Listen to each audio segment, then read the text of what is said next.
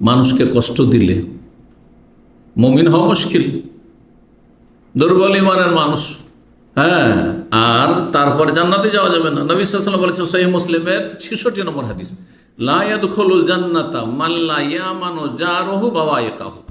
ওই ব্যক্তি বা ওই লোকেরা জান্নাতে যাবেন না যার অনিষ্ট থেকে, কষ্ট থেকে তার প্রতিবেশী নিরাপদ নয়, তার পাশের লোক নিরাপদ নেই। 10 মিনিট 15 মিনিট বসলে যদি কষ্ট দেন, তাহলে একজন সিগারেট খোরকে চিন্তা করা উচিত। আমি যার পাশে বসবো তাকে তো কষ্ট দিচ্ছি, এই স্ত্রীকে কষ্ট দিচ্ছি, ছেলে মেয়েকে কষ্ট দিচ্ছি, বাপ মাকে কষ্ট দিচ্ছি, সাথী সঙ্গীদের কষ্ট দিচ্ছি, রাস্তাঘাটে সিগারেট টানছি, কষ্ট দিচ্ছি। এইরকমই যাদের শরীরে দুর্গন্ধ থাকে, লিফটে উঠলেন, কতক্ষণ লাগে উঠতে? হয়তো 20 সেকেন্ডও লাগেনি লিফটে উঠতে, কিন্তু এত গন্ধ নিয়ে উঠেছেন শরীরে আর বগলে যে পাশের লোকেরা হায় হায় কি জন্য উঠলাম এর সাথে রে, একবার অন্তরে ঘৃণায় নিয়ে আপনার লিফট থেকে বেরোচ্ছে, আপনার দিকে তাকাতে চাইছে না। কষ্ট দিবেন না আপনি, যে কোনো রকমের কষ্ট দেওয়া। সিগারেট বা ধূমপান, জর্দা এগুলি হারামের বহু কারণ, একটি কারণ হচ্ছে মানুষকে কষ্ট দেওয়া। এটা হচ্ছে মানুষকে কষ্ট দেওয়া, মানুষের হক নষ্ট করা। জি, আল্লাহ বোঝার তৌফিক দান করেন। 9টি হক হয়ে গেছে, তাই না? জি, 10 নম্বর হক হচ্ছে যে সাথী সঙ্গীদের জন্য সামনাসামনি শুধু দোয়া নয়, বরং চোখের আড়ালে দোয়া করবেন। সামনে তো দুশ্মনের জন্য দোয়া করে, স্বার্থ থাকলে দুশ্মন, কট্টর দুশ্মনের জন্য দোয়া করা, যে ওর কাছে কিছু স্বার্থ হাসিল করতে হবে। ভাই, আল্লাহ আপনার ভালো করুক, আল্লাহ আপনাকে দীর্ঘায়িত করুক, আল্লাহ আপনার রুজিতে বরকত দিক, কিন্তু একটু চোখের আড়ে কাজটা সেরে নেওয়ার বলছে আল্লাহ ধ্বংস করুক, তাই না?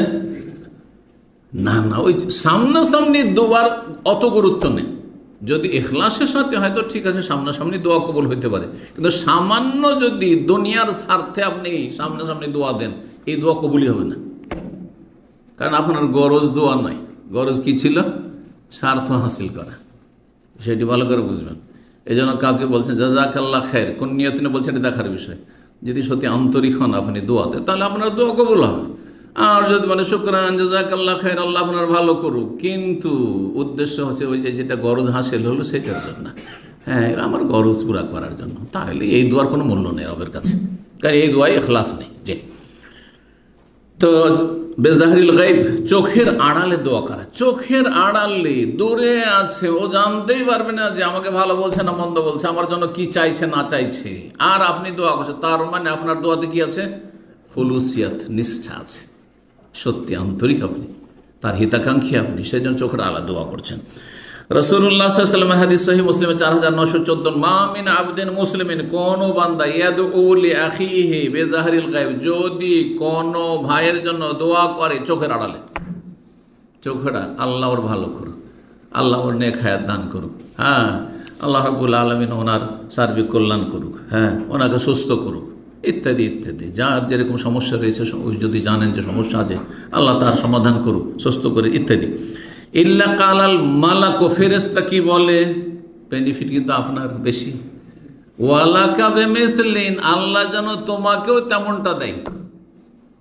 দেখেন, আপনি দোয়া করলেন চোখের আড়ালে, হতে পারে দোয়া কবুলে বাধা, আপনার মধ্যে সততা না, আপনার দোয়া কবুল হবে না, কিন্তু ফেরেশতা আপনার জন্য দোয়া করছে, সেই দোয়া কিন্তু আপনার জন্য, আপনার ক্ষেত্রেও দোয়াটি কবুল হয়ে গেল। তাহলে মুমিন ভাইদের জন্য বা ভালো মানুষদের জন্য দোয়া করা, এমনকি মুসলিম, তার জন্য হেদায়েতের দোয়া করেন আপনি, কারণ তার হেদায়েতের দোয়া সবচেয়ে বড় দোয়া।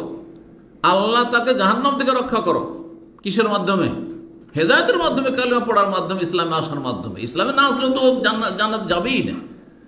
সুতরাং কোনো অমুসলিম সম্পর্কে যদি জানেন সে হিতাকাঙ্ক্ষী, সে দরদি, আপনার বা আপনার জাতির, মুসলিম জাতির, ইসলামের পক্ষে বলছে, বলেন যে আল্লাহ তাকে জাহান্নাম থেকে রক্ষা করো, মানে হেদায়েতের মাধ্যমে, এটাও বলতে পারেন। কিন্তু এই না যে মারা যাওয়ার পরে দোয়া করবেন, এটা হারাম। কোনো কেউ মারা গেল, যেমন আজকাল হচ্ছে পৃথিবীতে, এক শ্রেণীর মূর্খ জাহেল অথবা ইসলামের পরোয়া করে না, যাদের আকীদার কোনো জ্ঞান নেই, তারা কাফেরের জন্য মার্সি চাইছে। কাফের মারা গেছে কুফরের অবস্থায়, শিরকের অবস্থা, আর তার আত্মার কি চাইছে? শান্তি চাইছে। কাবিরা গুনাহ করলো, কোরআন বিরোধী কাজ করলো, জাহান্নামে যেতে হবে ওই কাফেরের সাথে। তাকে মনে রাখবেন, মা কানা লিন নবী ওয়াল্লাযীনা আমানু আন ইস্তাগফিরু লিল মুশরিকিন, নবীর জন্য জায়েজ নয়, আর মুমিন সাহাবায়ে কেরামদের জন্য জায়েজ নয়, কারোর জন্য জায়েজ নয়। আল্লাহ বলছেন, নবী থেকে শুরু করেছেন আল্লাহ রাব্বুল আলামিন, আন ইস্তাগফিরু লিল মুশরিকিন, যে কাফের মুশরিকদের জন্য ক্ষমা চাইবে, মিন বাদি মা তাবায়্যানা লাহুম আন্নাহুম আসহাবুল জাহিম, কারণ মরে গেছে মানে জাহান্নামী হয়ে গেছে। হ্যাঁ, মরে যাওয়ার আগে পর্যন্ত দোয়া করেন আপনি। হ্যাঁ, দুনিয়ার কল্যাণ চাইতে পারেন, আপনার হিতাকাঙ্ক্ষী, আপনার জাতির হিতাকাঙ্ক্ষী, ইসলামের হিতাকাঙ্ক্ষী, আল্লাহ তাকে সুস্বাস্থ্য দান করো, আল্লাহ তাকে দীর্ঘায়িত করো। এইরকম অমুসলিম শাসককে আল্লাহ দীর্ঘদিন রাখো, যার দ্বারা ইসলাম মুসলিমের কাজ হচ্ছে, বা জাতির কাজ হচ্ছে, দেশের কাজ হচ্ছে, ইসলাম মুসলিমের ক্ষতি করে না, তার জন্য দোয়া করেন, কোনো অসুবিধা নেই। দুনিয়ারও দোয়া করতে পারেন, তার চেয়ে বড় দোয়া, অনেক বড় দোয়া, যে তাকে জাহান্নাম থেকে রক্ষা করো, আল্লাহ তাকে জান্নাতের পথে লাগিয়ে দাও, তাকে হেদায়েত করো আল্লাহ। জি, সরাসরি হেদায়েতের দোয়া করেন। আর যদি আপনি পরোক্ষভাবে হেদায়েতের দোয়া করেন, তাকে জাহান্নাম থেকে রক্ষা করো, তাকে জান্নাত দান করো। জান্নাত দান করো মানে এই নয় যে কাফের হয়ে থেকে যাবার জান্নাত পেয়ে নেবে, না, এটা আপনার নিয়তে যেন না থাকে। আর এটা আপনি নিয়ত করলেও কবুল হবে না, তাহলে গুনাহগার হবেন আপনি। জি, আল্লাহ বোঝার তৌফিক দান করুন। চোখের আড়ালে দোয়া করলে ফেরেশতা বলে ওয়ালা কামে মিসরি, আল্লাহ যেন তোমাকেও তেমনটাই দান করেন। জি, আর একটা হাদিস রয়েছে, দাওয়াতুল মারইল মুসলিম লিআখিহি বিযাহরিল গায়ব মুস্তাজাবাতুন, কোন মুসলিম ব্যক্তি যদি তার ভাইয়ের জন্য, তার সাথী সঙ্গীর জন্য চোখের আড়ালে দোয়া করে, মুস্তাজাবাতুন, সেটি দোয়া অবশ্যই কবুল হয়। কেন কবুল হয়? কারণ তা তো দুনিয়াদারি নেই, গরজ নেই। আপনি কি জানছেন যে আমি আমার ঘরে আছি, আমার অফিস আছে, আপনার জন্য দোয়া করছি? আপনি জানেন না। আমি কি জানি যে আপনি আমার জন্য দোয়া করছেন? তাই আপনার এই দোয়াতে খলুসিয়াত আছে, আন্তরিকতা আছে, যার ফলে রব জানছেন। অবশ্যই দোয়া করুন। আর আপনার দোয়া যখন আমার ক্ষেত্রে, আপনার ক্ষেত্রে কবুল হচ্ছে, কারো ক্ষেত্রে কবুল হচ্ছে, তখন ফেরেশতার দোয়াও আপনার জন্য কবুল হচ্ছে। এটি ছিল 10 নম্বর হক। 11 নম্বর হক হচ্ছে সাথী সঙ্গীদের সম্পর্কে অন্তরটা পরিষ্কার পরিচ্ছন্ন রাখা।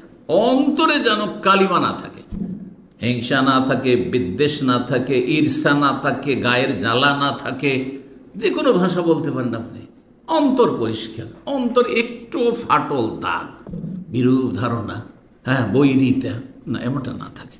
যে এরা আমার খাতিরের লোক, সুতরাং এর সাথে আমার আন্তরিকতা আছে, আর এর সাথে আমার বৈরিতা আছে, অথচ সে আপনার কোনো ক্ষতি করেনি বাহ্যিক, সে আপনার সাথে কোনো খারাপ আচরণও করেনি। আপনার সাথী সঙ্গী মাঝে মাঝে দেখা হইতে হচ্ছে, কিছুক্ষণের জন্য দেখা হইলো, মাঝে মাঝে হচ্ছে। সালামাতুল কলব, এটা অত্যন্ত গুরুত্বপূর্ণ জিনিস। এবং যার অন্তর যত স্বচ্ছ থাকবে, পরিষ্কার থাকবে, সে তত বেশি সহজে জান্নাতে যেতে পারবে।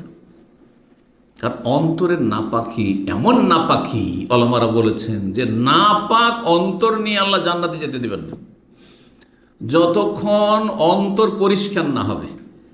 এই জন্য দুনিয়াতে যদি ভুল বোঝাবুঝি হয়ে থাকে ধার্মিক লোকদের, অনেক সময় ধার্মিক আল্লাহওয়ালা লোকদের ভুল বোঝাবুঝি হয়ে যায়, অতক্ষণ জান্নাতে যাবে না যতক্ষণ পর্যন্ত তাদের অন্তরগুলিকে আল্লাহ হাসরের মাঠে ক্লিন না করবেন। বুঝছেন না? কোরআনে আয়াত রয়েছে, ওয়ানাজানা মাফি সুদুরিহিম মিন গিল্লিন, আল্লাহ বলছে তাদের অন্তরে যে বিদ্বেষ ছিল বা ভুল বুঝাবুঝি ছিল, ওই দূরত্ব ছিল, সেগুলি আমি সেখান থেকে একেবারে বের করে নেব। ইখওয়ানান আলা সুরুরি মুতাকাবিলিন, তারপরে তার ভাই ভাই হয়ে আসনে, সোফাতে জান্নাতে মুতাকাবিল, সামনাসামনি বসবে, তার আগ পর্যন্ত বসার সুযোগ পাবে না। জি, তাহলে বোঝা গেল যে দুনিয়া থেকে যদি এটা সাফ করে চলে যেতে পারেন তাহলে আরো ভালো হইল। তাহলে আল্লাহ রাব্বুল আলামিন হাসর মাঠে অন্তরে আপনার দুনিয়ার যে বিদ্বেষ ছিল, শত্রুতা ছিল, হিংসা ছিল, সেগুলি সাফ করবেন, তারপরে জান্নাত দেবেন। এটার প্রয়োজন হবে না।